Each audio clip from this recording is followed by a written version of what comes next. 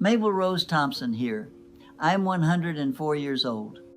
And I'm going to tell you something that's going to sound impossible in a world that sells you 600 different things to drink. There is only one drink in my fridge. Water. That's it. Open my refrigerator right now and you will not find a single bottle, can, carton, or jug of anything else. No soda, no juice, no sports drinks, no energy drinks, no fancy water with electrolytes and a French name, no kombucha, no green juice that costs $12 and tastes like a lawn. Just water. And before you close this and go back to watching somebody dance on your little phone, let me tell you what 104 years has taught me about the most expensive lie ever sold to the human race. They convinced you that being thirsty is a problem you have to buy your way out of. Let me tell you how old I am. I was born in 1922. When I was a girl, you got thirsty, you went to the pump, or you went to the well, or you went to the kitchen sink, and you drank water. Cold, clean, free. That was it. That was the whole industry. Nobody had a marketing budget for thirst.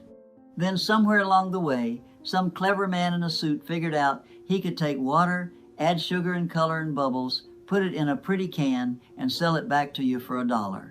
Then $2. Then $4. And we lined up to buy it. We taught our children to want it. We put it in their lunch boxes. We handed it to them at every birthday party, every ball game, every holiday. And then we acted surprised when everybody got sick. I have buried more people than you have ever met.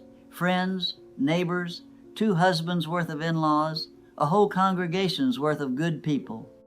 And I want to tell you something I noticed, watching all of it for 100 years.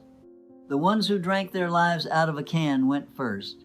Let me walk you through what's in that fridge of yours, the one you think is full of healthy choices. That orange juice you give your grandchildren every morning because it's natural and it's got vitamin C, you know what that is?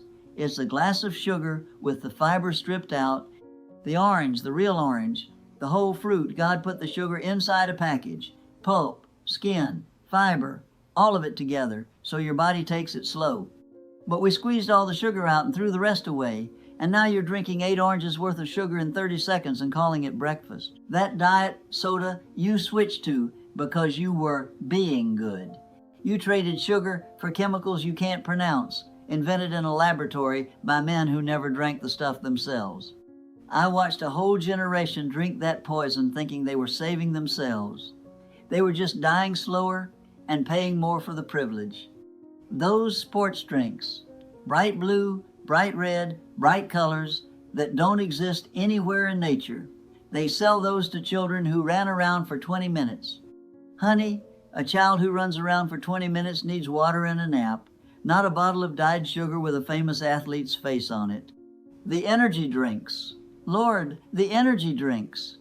They put so much caffeine and sugar in a can that it makes a young man's heart race like a rabbit, and they sell it as if exhaustion were a flavor you could fix with money.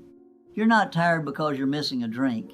You're tired because you don't sleep, you don't rest, and you never sit still long enough to hear yourself think. The fancy waters. This is the one that makes me laugh until I cough.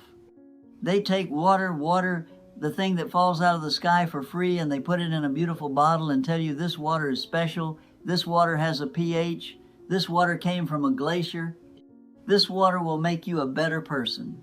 And you buy it. You pay $3 for the same thing coming out of your own tap because a man on a billboard told you that you deserve it. You want to know what you deserve? You deserve to stop being somebody's customer every time you get thirsty. I have watched this circus my whole life. I watched them invent thirst as a problem and then sell you the solution. And the solution was always the thing that made you thirstier. Here's what nobody will tell you, because nobody makes a dime when you figure it out. Your body has been drinking water for 3.5 billion years of evolution. Every cell you have is mostly water. Your blood, your brain, the fluid in your joints, the spit in your mouth, water. You are a walking, talking glass of water that learned how to love and worry and pay taxes. And we have been trying for 70 years to replace the one thing the body actually asks for with things the body has to fight off. I drink water, cold in the summer, room temperature in the winter, A tall glass when I wake up, a glass with every meal, a glass before I go to bed. That's it. That's the whole secret. There is no secret.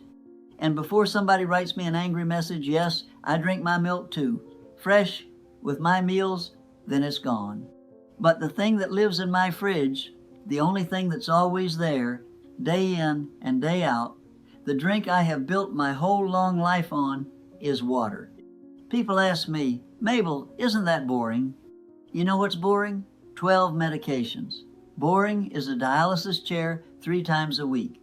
Boring is sitting in a waiting room at 60 years old while a young doctor explains your kidney numbers to you. That's boring. I'm 104, and I've never spent an afternoon hooked up to a machine.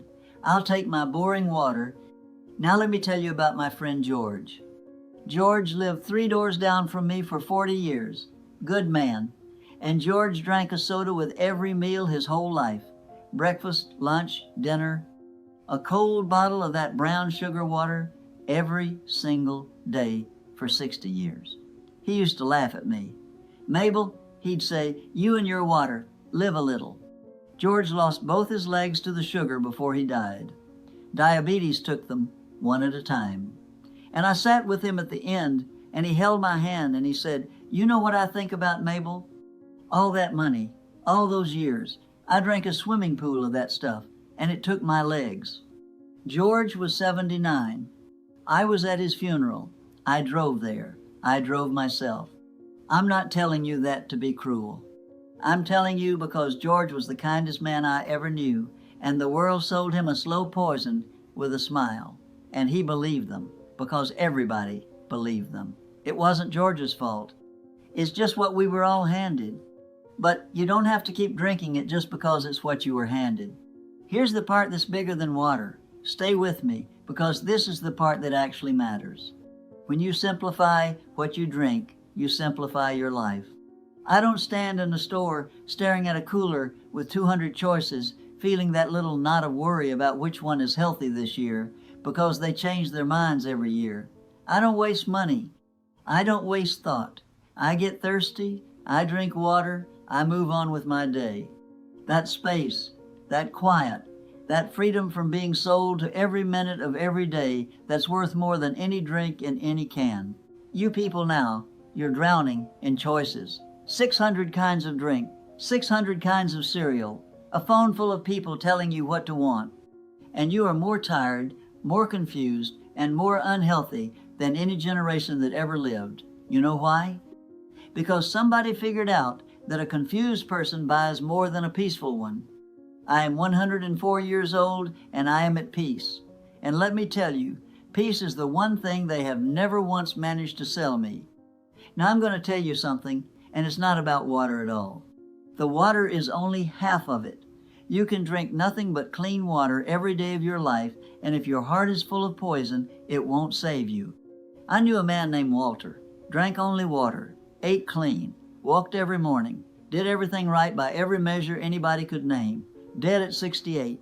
And you know what killed Walter? 40 years of hating his brother over some money from a will. He carried that hate around like a backpack full of stones every single day for 4 decades. The doctors called it cancer. I called it bitterness.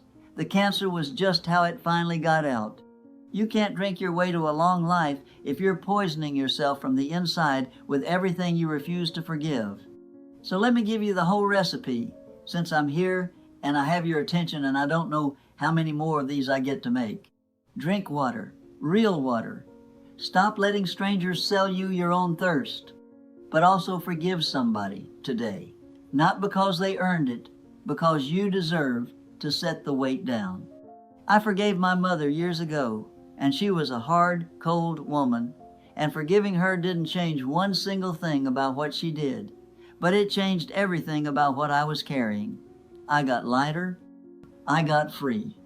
Call the people you love while they're still here to answer. My sister Margaret and I didn't speak for 3 years over a foolish little fight about our mother's furniture. Then she was gone an aneurysm between a Tuesday and a Wednesday, and I never got to say I was sorry. I never got to take back a single one of those wasted days. Don't be me. Pick up the phone and stop waiting. That's the big one. Stop waiting to start living. I had a friend named Betty, worked the telephones with me back in the 60s.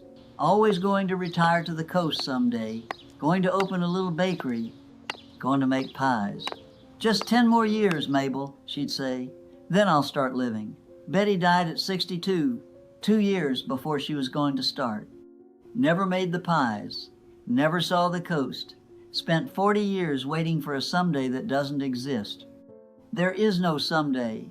There is only now. There was only ever now. You want to know why there's only water in my fridge? It's not really about my kidneys, though they're working just fine, thank you. It's because I learned a long time ago that the simple thing is almost always the true thing. Real food, real water, real people, real forgiveness, real purpose to get out of bed in the morning. That's the whole game. Everything else, the cans, the bottles, the powders, the pills, the 600 choices, it's all just noise somebody's getting paid to make. I'm 104 years old. I've outlived 2 world wars, 18 presidents, and every doctor who ever told me I was doing it wrong. And I'm still here, drinking my water, tending my garden, calling the people I love. So go pour out whatever's sitting in your fridge, slowly taking years off your life. Fill a glass with water, drink it, and then go call your mama while she can still pick up the phone. Mabel Rose Thompson, 104 years old, still here, still kicking, still drinking my water. This is my only official channel, Real Talk with Time. If you've been watching and you haven't subscribed yet, do an old woman a kindness and hit that button so we can keep telling these stories together. Like it, share it with somebody who needs to hear it. I love you all. I'll see you next time.